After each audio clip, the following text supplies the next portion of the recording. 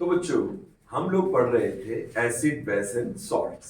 Okay, हमने acid और base की प्रॉपर्टी पढ़ी थी कि कैसे वो मेटल से रिएक्ट करते हैं, कैसे वो metal carbonate metal hydrogen carbonate से रिएक्ट करते हैं, कैसे एसिड और बेस आपस में रिएक्ट करते हैं, कैसे एसिड मेटल ऑक्साइड से रिएक्ट करते हैं, कैसे बेसिस नॉन मेटल ऑक्साइड से रिएक्ट करते हैं। ये सारी बातें हम पहले पढ़ चुके हैं।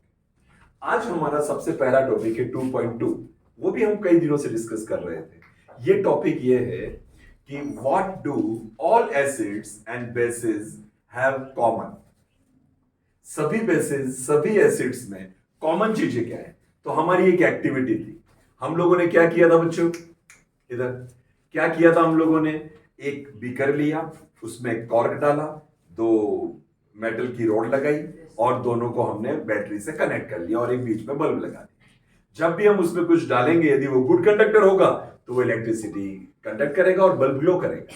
यदि वो बैड कंडक्टर होगा तो वो इलेक्ट्रिसिटी कंडक्ट नहीं करेगा और बल्ब ग्लो नहीं होगा। ओके, तो सबसे पहले ये जो एक्टिविटी है, जब हम लोगों ने ये एक्टिविटी की थी बच्चों, तो हमने देखा था कि aqueous solution of all acids and bases conduct electricity. So what is 2.2? एक क्वेश्चन है, 2.2 एक क्वेश्चन है कि बताओ सारे एसिड और सारे बेसिस में कॉमन क्या है, और इसका आंसर क्या है, aqueous solution of all acids and bases conduct electricity. 2.2 एक क्वेश्चन है बच्चों, टॉपिक देखो। टॉपिक ये कहता है कि what do all acids and bases have common between them, है ना 2.2। और इसका आंसर क्या है, क्या हमने ये सारा एक्टिविटी करके क्या समझा कि एसिड्स और बेसिस के एक्वस सॉल्यूशन इलेक्ट्रिसिटी के गुड कंडक्टर होते हैं। क्लियर?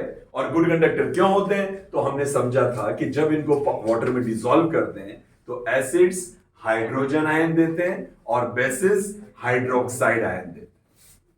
क्लियर? अब यही बात वापस आ रही है, हमारा टॉपिक है 2.2.1 और यह है what happen when an acid is dissolve in water. जब किसी एसिड को पानी में डिसॉल्व करते हैं तो क्या होता है, क्यों वो अपनी एसिडिक प्रॉपर्टी शो करता है। हम लोग थोड़ा सा पढ़ चुके, इसलिए आपको पता है कि पानी में डिसॉल्व करते हैं तो वो हाइड्रोजन आयन देता है। लेकिन यहां पर यदि कोई एसिड, मुझे बताइए, यदि कोई एसिड हाइड्रोजन आयन नहीं दे तो क्या वो एसिडिक प्रॉपर्टी शो करता है? क्या पता, क्या आपने कोई ऐसी एक्टिविटी पढ़ी है? आइए हम यही एक्टिविटी अभी पढ़ने वाले हैं। हमको बच्चों ये कहा है एक टेस्ट ट्यूब लीजिए, देखिए आपकी बुक की, बताइए बच्चों कौन सी एक्टिविटी आपकी बुक में, ये एक्टिविटी 2.9। सभी ध्यान से देखेंगे और इसका मतलब समझेंगे क्या कहना चाहती है एक्टिविटी। इस एक्टिविटी में सबसे पहले हमने क्या लिया है, नीचे सोडियम क्लोराइड का एक्वस सॉल्यूशन। क्या है ये, सोडियम क्लोराइड NaCl, और उसमें हमने मिलाया एसिड। कौन सा एसिड मिलाया है, प्लस H2SO4। तो NaCl कॉमन सॉल्ट जो हमारे घर में होता है वो, और प्लस हमने मिलाया H2SO4, इसको बोलते हैं सल्फ्यूरिक एसिड। क्या बोलते हैं, NaCl और H2SO4 को इसमें मिलाया। आप समझना ध्यान से कि ये कर क्या रहे हैं, धीरे धीरे पता चलेगा आपको। जैसे ये मिलाएंगे तो यहां जो रिएक्शन होगी तो हम यहां कॉर्क लगा देंगे, ये हमने पैक कर दिया, और इसके बीच में हमने एक ट्यूब लगाई। जब ये NaCl में H2SO4 डालेंगे बहुत तेजी से बबल आएंगे और कोई गैस निकलेगी। क्या निकलेगी बच्चों, गैस। ये गैस हम इससे बाहर कलेक्ट करेंगे, पर जब ये गैस यहां से गुजरेगी तो उससे पहले कि ये गैस बाहर निकले हमने यहां पर एक गार्ड ट्यूब लगा दी। क्या आपकी बुक में बता रखा है ऐसा कुछ यूं करके, और ये कुछ गार्ड ट्यूब बता रखा है, और उसमें लिखा है इसके अंदर क्या भरा है, मैं बताऊं क्या भरा है। इसमें लिखा है कैल्शियम क्लोराइड CaCl2, ये भरा हुआ है। क्लियर? देखो बच्चों, अभी आपको समझ में नहीं आ रहा कि एक्सपेरिमेंट का पर्पस क्या है, अभी आपको समझ में आएगा क्या एक्सपेरिमेंट कर रहे हैं। ये पता चला आपको क्या किया हमने, एक टेस्ट ट्यूब ली, उसमें क्या लिया, NaCl और H2SO4। फिर इसमें से जो गैस निकलेगी इसके रिएक्शन से, उस गैस को हम एनहाइड्रस, बुक में ये भी लिखा होगा एनहाइड्रस कैल्शियम क्लोराइड, जहां कैल्शियम क्लोराइड लिखा है उसके ऊपर कुछ नहीं लिखा है? नहीं लिखा? कैल्शियम क्लोराइड लिखा है, ओके। कैल्शियम क्लोराइड एनहाइड्रस क्या मतलब होता है अभी बताऊंगा। अब जैसे ये तो एक्सपेरिमेंटल सेटअप आपको समझ में आ गया। अब हम समझते हैं कि इससे क्या रिएक्शन हुई और इससे हमारी लर्निंग क्या हुई, हम क्या सीखे इससे। दो पार्ट बाकी है, ये हमने समझ लिया। अब रिएक्शन कैसे हुई, जब ये दोनों रिएक्ट करते हैं बच्चों तो बनता है सोडियम सल्फेट, ये बना Na2SO4, बचा Cl और H प्लस HCl, और HCl क्या बनी, गैस। यहां जो गैस बाहर निकल रही है वो क्या है, HCl का पूरा नाम हाइड्रोक्लोरिक एसिड। बच्चों यहां हाइड्रोक्लोरिक एसिड की गैस निकल रही है। अब यह हाइड्रोक्लोरिक एसिड की गैस को हमने कैल्शियम क्लोराइड से क्यों गुजारा, मैं आपको बताना चाहूंगा बच्चों। कैल्शियम क्लोराइड एक ऐसा सॉल्ट होता है जो अपने एटमॉस्फेयर में जरा भी ह्यूमिडिटी हो, वाटर कंटेंट हो, उसको एब्जॉर्ब कर लेता है। कैल्शियम क्लोराइड क्या करता है, ह्यूमिडिटी को एब्जॉर्ब कर लेता है। आइए कुछ और समझाता हूं। आप लोग कभी प्लास्टिक की बोतल खरीदने गए हो तो उस बोतल में कुछ भरा हुआ पहले से आता है। आप कभी लेदर के पर्स खरीदने गई होंगी गर्ल्स, तो आपने देखा उस लेदर के पर्स में भी कुछ सॉल्ट जैसी कुछ छोटी छोटी पेलेट्स पहले से भरी हुई थी। आप जूते खरीदने गए कभी लेदर के, तो उसके अंदर भी पहले से कुछ छोटी छोटी वो आती। खाली बोतल में तो देखा ही होगा मेरे ख्याल से। तो क्या होता है बच्चों उसके अंदर, वो उस तरह का सॉल्ट होता है कि ये जो बोतल हम बेच रहे हैं तो इसके अंदर सीलन नहीं आ जाए बहुत दिनों से पड़े पड़े, तो और हमारा जो पर्स है लेदर का वो खराब नहीं हो जाए। तो इसके लिए हम उसके अंदर कैल्शियम क्लोराइड डालते हैं। वो क्या करता है, एयर की एटमॉस्फेयर की वाटर वेपर को एब्जॉर्ब कर लेता है। क्या कैल्शियम क्लोराइड का पर्पस समझे आप? कैल्शियम क्लोराइड यदि हमने यहां रखा होता ना तो ये हमको ह्यूमिडिटी लग रही है ना, ये कम लगती है। वो क्या करता है, इस पानी को खींच लेता है और खुद हाइड्रस हो जाता है। एनहाइड्रस शब्द में इसलिए बोल रहा था कि उसके अंदर पानी नहीं। तो एनहाइड्रस कैल्शियम क्लोराइड क्या करता है, वाटर वेपर यदि थोड़ी सी भी आई है, जरा सा भी पानी है, उसको एब्जॉर्ब कर लेगा। अब वापस आते हैं इस एक्सपेरिमेंट पे। हमने यहां HCl की फ्लूम निकली, HCl गैस आई। ये HCl की गैस जब यहां से निकल रही थी तो हमने कैल्शियम क्लोराइड रखा, तो ये क्या करेगा, जरा भी वाटर वेपर को इसके आगे जाने नहीं देगा। तो मतलब कि यहां पर जो अब HCl निकल रही है वो बिल्कुल ड्राई HCl है। कैसी है, ड्राई हाइड्रोक्लोरिक गैस जिसमें जरा भी पानी नहीं। अब इस हाइड्रोक्लोरिक एसिड की गैस जो निकल रही है, इसके पास हम ले जाएंगे ब्लू लिटमस पेपर।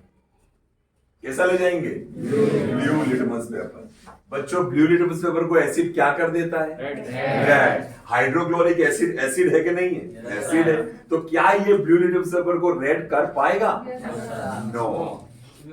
यहां पर हाँ प्रांजल कुछ कहना चाह रहा है। वाटर के साथ रिएक्ट करता है तभी हाइड्रोजन आयन देता है और तभी एसिडिक प्रॉपर्टी शो करेगा। वापस समझिए, प्रांजल एक कदम आगे चला गया, वापस अपनी बात पे ले आता हूं। हाइड्रोक्लोरिक एसिड जब यहां से निकला तो यह हाइड्रोक्लोरिक एसिड जब कैल्शियम क्लोराइड से गुजारा हमने, तो उस कैल्शियम क्लोराइड ने सारी वाटर वेपर को क्या कर लिया, एब्सॉर्ब कर लिया। तो यहां जो निकलने वाली गैस है वो कैसी है, ड्राई HCl। ड्राई HCl के बाद हम लिटमस पेपर ला रहे हैं, लिटमस पेपर रेड नहीं हो रहा है। HCl अपनी एसिडिक प्रॉपर्टी क्यों नहीं शो कर पा रहा है, क्योंकि वो ड्राई है। HCl अपनी एसिडिक प्रॉपर्टी कब शो करता है, जब वो पानी में डिसॉल्व हो और हाइड्रोजन आयन दे। कोई भी एसिड अपनी प्रॉपर्टी तभी शो करता है जब वो हाइड्रोजन आयन देता है। यदि वो हाइड्रोजन आयन नहीं दे पा रहा है, इसका मतलब वो एसिडिक प्रॉपर्टी शो ही नहीं करेगा। क्या आपको बात समझ में आई? ये पूरा एक्सपेरिमेंट क्या करना चाह रहा था, समझ में आया? अब हम क्या करेंगे, एक ब्लू लिटमस पेपर लेंगे जो गीला कर देंगे पानी से गीला करके, जैसे वेट ब्लू लिटमस पेपर हम इसके पास लाएंगे तुरंत रेड हो जाएगा। क्या बच्चों आपको समझ में आई बात? वापस समझो, एक्सपेरिमेंट क्या था, हमने एक टेस्ट ट्यूब ली, उसके अंदर दो चीजों को रिएक्ट करवाया, NaCl और H2SO4, कॉन्सेंट्रेटेड H2SO4 आप देखिएगा उसमें लिखा होगा। दोनों की रिएक्शन हुई तो सोडियम सल्फेट और हाइड्रोक्लोरिक एसिड की गैस बनी। यह हाइड्रोक्लोरिक एसिड की गैस जब बाहर जा रही थी, हमारा पर्पस ये था ये देखना क्या ये बिल्कुल dry hydrochloric acid acidic property show करता है या ये पानी होगा तभी एसिडिक प्रॉपर्टी शो करेगा। ये हमारा पर्पस था। तो हमने देखा कि ये जो हाइड्रोक्लोरिक एसिड की गैस निकली, हो सकता है ये एयर के साथ में जाती तो यहां से भी थोड़ा वाटर वेपर अंदर आ जाता। तो हमने यहाँ कैल्शियम क्लोराइड लगा दिया। इस कैल्शियम क्लोराइड से वो गुजर रही है, तो इसमें से गुजरते समय क्या हुआ, सारी वाटर वेपर एब्सॉर्ब हो गई। तो यहां पर कौन सी गैस निकली, dry hydrochloric acid. Dry hydrochloric acid acidic property show नहीं करता है, क्योंकि अब हमारे लिए लर्निंग जो हमारी इंपॉर्टेंट है, acid show acidic property only when they give hydrogen ion in their aqueous solution. Acid अपनी एसिडिक प्रॉपर्टी तब दिखाते हैं जब वो क्या करते हैं, हाइड्रोजन आयन रिलीज करते हैं। और हाइड्रोजन आयन कब रिलीज करते हैं, जब उनको पानी के अंदर डिसॉल्व करते हैं। तो अब हमको ये समझ में आया कि एसिड जो है वो वाटर मतलब अपने एक्वस सॉल्यूशन में एसिड हाइड्रोजन आयन देते हैं। बच्चों यहां पर मैं एक स्टेप आपको और आगे ले जाना चाहता हूं। ये जो हाइड्रोजन आयन बनता है ना बेटा एसिड से, वो कभी हाइड्रोजन इतना तेज रिएक्टिव होता है क्रिश कि वो अकेला रह ही नहीं पाता है। ये तुरंत बनते ही अपने पास के वाटर मॉलिक्यूल से रिएक्ट कर लेता है और रिएक्ट करके ये बन जाता है H3O पॉजिटिव। इसको बोलते हैं हाइड्रोनियम आयन। क्या बोलते हैं, हाइड्रोनियम आयन। तो क्या मतलब बात हुई कि जब हम पानी के अंदर एसिड को डिसॉल्व करते हैं, एसिड डिसॉल्व होते ही कौन सा आयन देता है, हाइड्रोजन आयन। तो क्या हम किसी एसिडिक सॉल्यूशन में देंगे उसमें हाइड्रोजन आयन होगा, नहीं। क्यों, क्योंकि हाइड्रोजन आयन बनते ही वाटर से रिएक्ट करके क्या बना लेता है, हाइड्रोनियम आयन। तो यदि आप किसी एसिडिक सॉल्यूशन को देखो तो उसमें कौन सा आयन प्रेजेंट होगा, हाइड्रोनियम आयन। क्यों हुआ ये भी मैंने आपको बता दिया। एसिड देते तो हाइड्रोजन आयन है, लेकिन हाइड्रोजन आयन इंडिपेंडेंटली एग्जिस्ट नहीं करता, मोर रिएक्टिव है। तो ये पानी से तुरंत रिएक्ट करके क्या बना लेता है, हाइड्रोनियम। बच्चों जो कुछ भी यहां बता रहा हूं आप अपनी बुक में इक्वेशन से वेरीफाई कीजिए। हमारी बुक में इक्वेशंस दे रखी हैं, दे रखी है बच्चों। अच्छा, इसी तरह से बेस क्या होते हैं, बेस वो होते हैं जो अपने एक्वस सॉल्यूशन में क्या देते हैं, हाइड्रोक्साइड। क्या देते हैं, हाइड्रोक्साइड। ये हाइड्रोक्साइड आयन के फॉर्म में ही रहते हैं। ये यहां पर ये कोई और नहीं बना, ठीक है। तो एसिड्स के एसिडिक सॉल्यूशन में कौन से आयन्स आपको मिलेंगे, क्वेश्चन ये आ गया। तो हाइड्रोजन आयन आंसर नहीं होगा, क्या होगा, हाइड्रोनियम आयन। नाम भी देखेंगे, क्या नाम है, हाइड्रोनियम आयन। हाइड्रोनियम आयन कैसे बनते हैं, तो आप लिखेंगे एसिड जब वाटर में डिसॉल्व होते हैं तो वो हाइड्रोजन आयन देते हैं। ये हाइड्रोजन आयन क्योंकि बहुत रिएक्टिव होते हैं, वाटर मॉलिक्यूल से रिएक्ट करके हाइड्रोनियम बना देते हैं। इज दैट क्लियर, ठीक है। लाइन टू लाइन समझिए, लाइन टू लाइन पढ़िए। और भी कोई कंसेप्ट आपको पूछना हो तो आप पूछ सकते हैं। बच्चों ये एक बीकर है, इस बीकर में पानी है और पानी में हमने फ्यू ड्रॉप्स क्या डाल दिए, फ्यू ड्रॉप्स एसिड डाल दिया। क्या डाल दिया, एसिड। एसिड डालेंगे तो क्या बनेगा, हाइड्रोजन आयन। क्या वो हाइड्रोजन आयन के फॉर्म में एग्जिस्ट करेगा, नो। क्या बन जाएगा वो, हाइड्रोनियम आयन। तो यहां पर बहुत सारे हाइड्रोनियम आयन है। ये क्या है, हाइड्रोनियम आयन। बच्चों अब मुझे आप ये बताइए, दो बातें आप बताएंगे मुझे, सभी सुन के बताएंगे। यदि मैं इसमें थोड़ा और एसिड डालूं तो हाइड्रोनियम आयन की कॉन्सेंट्रेशन बढ़ेगी या घटेगी, और एसिड डालूं तो इसमें हाइड्रोजन आयन की कंसेंट्रेशन बढ़ेगी, हाइड्रोनियम आयन की क्वांटिटी बढ़ेगी या घटेगी, बढ़ेगी। और एसिड डाल रहा हूं, अच्छा। अब दूसरा क्वेश्चन, यदि मैं इसमें और पानी डालूं तो हाइड्रोनियम आयन की कॉन्सेंट्रेशन बढ़ेगी या घटेगी, ये सबको समझ में आ रहा है? सबको समझ में आ रहा है? Yes, चलो, अच्छा, इसको आप एसिड में थोड़ा सा घबरा रहे हैं, थोड़ा सिंपल सिंपल करके पूछते हैं। सुनिए, मैं यदि एक गिलास पानी लूं और उसमें थोड़ी शक्कर डालूं, डिसॉल्व कर, अब मैं यदि इसमें थोड़ी और शक्कर डालूंगा तो शक्कर की कॉन्सेंट्रेशन बढ़ेगी या घटेगी? बढ़ेगी। शक्कर और शक्कर डाल रहे, सॉल्यूट ज्यादा मिला रहे हो तो कॉन्सेंट्रेशन बढ़ेगी। अच्छा, अब मेरे पास मीठा पानी है, मैंने इसमें और पानी डाल दिया तो मिठास बढ़ेगी या घटेगी? घटेगी। ये तो सब जान रहे हो ना। यदि हम पानी मिलाते हैं तो कॉन्सेंट्रेशन डिक्रीज होती है, और हाइड्रोजन आयन की कॉन्सेंट्रेशन को डिक्रीज होने को हम डाइल्यूशन बोलते हैं। क्या बोलते हैं? डाइल्यूट कर दो। डाइल्यूट का मतलब कि मेरे पास एक एसिड है, बहुत कंसंट्रेटेड। कंसंट्रेटेड एसिड का मतलब क्या हुआ कि इतना एसिड है, इतना मेरे पास सॉल्यूशन है, उसमें बहुत ज्यादा एसिड, यदि वो एक बूंद गिर जाए तो वो बिल्कुल छेद कर देगा। इतना पावरफुल, मतलब इतना ज्यादा कॉन्सेंट्रेशन। कॉन्सेंट्रेशन का मतलब समझ में आता है सबको? मैं एक बार और बताता हूं बच्चों। मेरे पास 2 बराबर गिलास पानी भरे हुए, दो, मेरे हाथ में क्या है? इस हाथ में क्या है मेरे? गिलास। गिलास में क्या है? पानी। इस हाथ में क्या है? उसमें क्या है? पानी। ये दोनों मैंने रख दिए। 1 चम्मच नमक इसमें डाला, 10 चम्मच नमक इसमें डाला। बताओ किसमें कॉन्सेंट्रेशन ज्यादा है? जिसमें 10 चम्मच, मतलब जिसमें सॉल्यूट ज्यादा होता है उसको हम कॉन्सेंट्रेटेड सॉल्यूशन कहते हैं। क्या कहते हैं? तो आप अपनी लैब में जाओगे, अपनी स्कूल की लैब में, वहां लिखा होगा CONC, कॉन्सेंट्रेटेड HCl। एक बोतल पे ऐसे लिखा होगा, और एक बोतल पे लिखा होगा DIL HCl। आपको लग रहा होगा ये दिल, किसी ने दिल लिखा है? किसी लड़के की मस्ती लग रही है, दिल नहीं, ये दिल नहीं, क्या ये? डाइल्यूट। क्या मतलब पता चला इन दोनों से? आपको बताओ। ये HCl, ध्यान से, टीचर ना कहेंगे अरे इसको मत टच कर, ये कॉन्सेंट्रेट। जरा सा भी देर कपड़े पे गिर गया, कपड़े जल जाएगा, स्किन पे गिर गया, स्किन खराब हो जाएगी। और ये डाइल्यूट है, मतलब क्या? इसमें पानी ज्यादा है, एसिड थोड़ा कम है। मान लो थोड़ा सा हाथ पे गिर भी गया तो जलेगा बहुत जोर से, लेकिन इतनी हार्मफुल नहीं होगा। कॉन्सेंट्रेटेड एसिड कैसा होता है? हार्मफुल। आपकी बुक में एक इंडेक्स, एक इंडिकेटर, एक सिग्नल दे रखा है, सिंबल दे रखा है। इस सिंबल में देखो रेड साइन दे रखा है। रेड कलर क्यों दे रखा है? तो आपको पता लग गया, खतरे की निशानी है कि नहीं? और रेड क्यों? क्योंकि रेड का स्कैटरिंग बहुत कम होता है। चलो, हमारा यहाँ पे टॉपिक ये नहीं था। रेड के अंदर क्या दे रखा है? आपको बताया है, ये जो स्टिकर है ना बच्चों, ये रेड ट्रायंगल, ये ट्रायंगल किसी ड्रम पे चिपका होगा।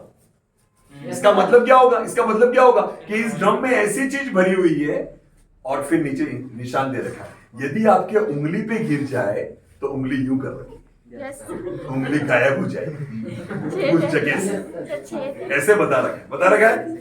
और यदि आपकी किसी चीज पे गिर जाए तो वो चीज भी गायब, मतलब कोरोड हो जाएगी। दे रखा है ये। तो इसका मतलब ये स्टिकर ये बताता है कि ये चीज कॉन्सेंट्रेटेड है, इससे मत खेलना, ये बहुत खतरनाक हो सकता है, ये एसिड कॉन्सेंट्रेटेड है। तो बच्चों क्या कर सकते हैं हम कॉन्सेंट्रेटेड एसिड के साथ? कॉन्सेंट्रेटेड एसिड को हमको डाइल्यूट करना है। कैसे करेंगे डाइल्यूट? आपको दे दिया ये लो कॉन्सेंट्रेटेड एसिड है, इसको डाइल्यूट करो। तो क्या करोगे आप? ये लिया, इस पे क्या मिला दोगे? पानी। तो क्या कहलाएगा? डाइल्यूशन। पर बच्चे सुनो, क्या आप एसिड में पानी मिलाओगे? ओह माय गॉड, क्या होगा पता है? क्या होगा पता है आपको? उन बच्चों को पता होगा जिन्होंने अपने घर में पूड़ियां तली हैं। जब आप पूड़ी तलते हो और उसमें एक बूंद पानी डाल दो, जैसे ही पूड़ी वाले तेल में जो गर्म हो चुका है उसमें पानी डालते हो, इतना जोर से वो बाहर निकलेगा, क्योंकि पानी को ऐड करना हॉट ऑयल में इज हाईली एक्सोथर्मिक रिएक्शन। जैसे पानी ऑयल को टच होगा, वो एक्सपांड होगा और उसकी वेपर बन जाएगी और इससे पूरा ऑयल स्प्लैश आउट हो जाएगा और बाहर निकल जाएगा। आपके आपकी मम्मी को आपके घर में कभी न कभी किसी को इस तरह का चीज हुई होगी। पानी रह जाता है तो ऐसे स्पेल आउट हो जाता है। हिमांशु की बात समझ में आ गई। तो ये होता है। तो प्यारे बच्चों, कभी भी एसिड में पानी को मिलाते नहीं है। फिर हम डाइल्यूट कैसे करें? डाइल्यूट करने के लिए तो सॉल्यूशन में पानी तो मिला नहीं है, नहीं, अलग तरीके से करें। हम एसिड में पानी मिलाएंगे ना, हम पानी में एसिड मिलाएंगे। बात तो एक ही, दोनों को मिलाना है, पर हम पानी में एसिड मिलाएंगे। अच्छा, कैसे मिलाएंगे? यूं फटाक से? नहीं, ऐसे नहीं। तो क्या करेंगे? हम पानी का बीकर लेंगे, उसमें ग्लास की रॉड डालेंगे, एक गोल रोड आती है ग्लास, और फिर जो कॉन्सेंट्रेटेड एसिड है उसको ग्लास पे डालेंगे और ग्लास को गोल गोल रोटेट करते रहेंगे विथ कांस्टेंट स्टीरिंग। कुछ बूंद डाला, फिर अच्छे से हिला लिया, फिर कुछ बूंद डाला, फिर अच्छे से हिला लिया। कांस्टेंट स्टीरिंग के साथ we should add very carefully acid to water. We should not add water to acid. Why? Because adding water into concentrated acid is highly exothermic reaction. इतनी हीट एनर्जी निकलेगी कि एसिड स्पेल आउट हो जाएगा, आपके चेहरे पे, आपके हाथों पर गिर सकता है। इसलिए आपको एसिड को पानी में मिलाना चाहिए drop by drop with constant steering. Steering समझते हो ना? कांस्टेंट हिलाते हुए धीरे धीरे उसको मिलाना चाहिए। तो आज हमने दो बातें इसमें पढ़ी। पहली बात तो पढ़ी, डाइल्यूशन कहते किसको है? डाइल्यूशन कहते किसको है? एसिड की कॉन्सेंट्रेशन को कम करने के लिए हम उसमें क्या मिला देते हैं? सॉल्वेंट, वाटर मिला देते हैं। देखो बच्चों, आपकी बुक में डेफिनेशन दे रखी है, सबसे लास्ट वाले पेज पे। कृति पढ़ो, क्या दे रखी है? Mixing an acid or a base with water results in decrease in the concentration of ions per unit volume. Such a process is called dilution and the acid or base is said to be diluted. Very good. क्या आपके मन में समझ में आया सभी को? ये लास्ट में नीचे टॉपिक पे लाइन में वो दे रखा है। क्या लिखा है कि एसिड और बेस में जब हम पानी मिलाएंगे, adding water into acid and base results in the decrease of the concentration of hydrogen or hydroxide ion। Hydrogen की जगह हमको हाइड्रोनियम बोल देना चाहिए। हाइड्रोनियम और हाइड्रोक्साइड आयन की कॉन्सेंट्रेशन घटने लग जाती है। कैसे घटती है घटते हुए? उसमें हम पानी मिलाते हैं। जब हम एसिड और बेस के सॉल्यूशन में पानी मिलाएंगे, पानी को ऐड करेंगे, तो हाइड्रोनियम, अभी मैंने बताया था ना, पानी मिलाने से क्या होगा? मान लो इतना इतना पानी और मिला दिया तो आयन जितने पास पास थे अब तो दूर दूर हो गए, कम हो गए आयन। पानी में आपने मीठे दूध में और फीका दूध मिला दिया, मीठे दूध में फीका दूध मिला दिया तो क्या हो जाएगा? उसकी मिठास कम हो जाएगी, मतलब कॉन्सेंट्रेशन क्या हो जाएगी? डिक्रीज। इसको हम डाइल्यूशन कहते हैं। तो डाइल्यूशन किसको कहते हैं? डेफिनेशन मिल गई, मिल गई सभी को। Decrease in the concentration of hydronium और hydroxide ion by adding water into the acid और base solution is called dilution. और इससे मिलने वाले सॉल्यूशन को क्या बोलेंगे? डाइल्यूटेड एसिड और डाइल्यूटेड बेस। और दूसरी बात थी कि डाइल्यूशन कैसे किया जाए? एसिड में पानी मिलाया जाए या पानी में एसिड मिलाया जाए? Which is good. पानी में drop by drop with constant steering हमको एसिड मिलाना। ये आपका क्वेश्चन। बिल्कुल, दोनों के लिए सेम प्रोसेस, वो भी एक्सोथर्मिक रिएक्शन। ठीक है बच्चों, कॉन्सेंट्रेटेड हो एक साथ तो इस तरह से। अब बच्चों ब्लू में आपके 3-4 क्वेश्चंस दे रखे हैं। यस